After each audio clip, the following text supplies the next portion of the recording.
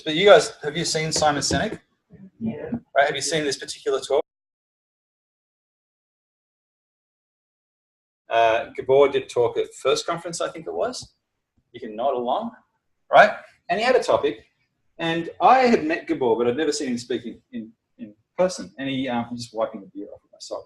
And he's never, and I said, Gabor, like we've got all these professional paid speakers at the event, international speakers, and you're just some guy from the local meetup network. Like, are you really gonna step up to the standard that's required at that conference? Did I say that to you?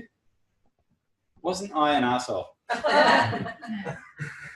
Because what he did is he just went, that's a good piece of advice. And then he went and studied and he researched and he read and he looked at YouTube clips and all that sort of stuff, didn't you? And then, I know, he's good at this. And then when he delivered his speech at the conference, it was like the one just after lunch. Not the one right after lunch, but the one just after that. The one where the food is settled and you're dozing and you're looking out the window and wondering what you're going to do tomorrow. He was in the worst slot in the day, right? And when I'm programming the content for last, if you're in that slot, just kidding. He got a standing ovation. Did you get a standing ovation? It wasn't everyone in the room, but there was a good third of the people stood up and clapped his event, right? And of course, it wasn't the content, it was the way it was delivered, right? So there's a bunch of YouTube clips, and I'm going to share out with this slide deck a reading list of sorts, like a YouTube video clip list, and Gabor, you feel free to jump in and add to it as well. It's things about structure. It's things about the narrative arc of your presentation. It's all that sort of stuff, right? Some of you guys are quite good presenters, I know that. But even still, revisit some of this stuff. And it's structure, right, creates a vehicle for your content to be most effective, right? So do pay attention to it. This video from Simon Sinek is kind of obnoxious and annoying, in my view. But a lot of people think he's very good and wise and intelligent and all that sort of stuff. But it's actually quite good. And just pay attention to structure, because if you're doing a straight presentation, structure really matters, right? If after you've seen all these videos and read all those books, you reflect on the session that I'm doing tonight, you'll see the gap. Right? But a good structured thing enables your message to really land so well. Right? Put the link to that in the meetup. Yeah. After this, yeah.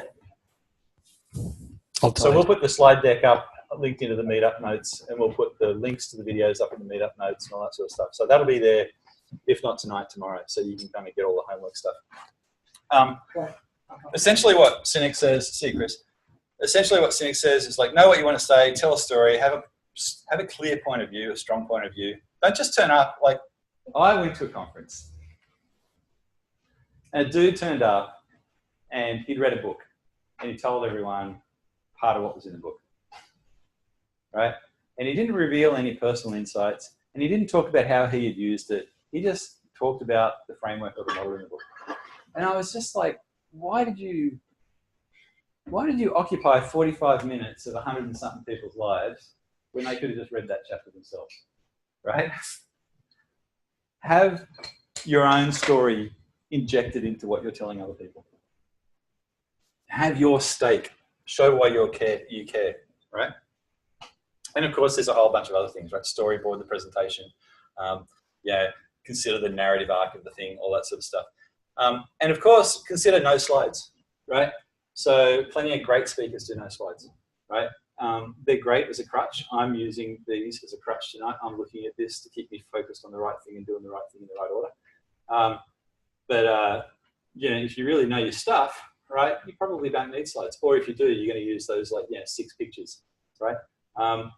I did a talk at Agile Australia last year. Phil Gudzinski was my coach, because I got someone to pay attention to the content that I was putting together.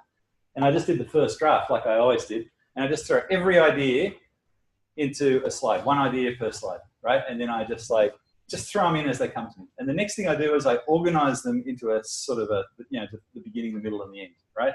And then I go, there you go, there's my presentation. And look at that, I've got a half an hour and it's only 172 slides. So I sent that to Phil and he was like, yeah, I've seen you do public speaking. That's,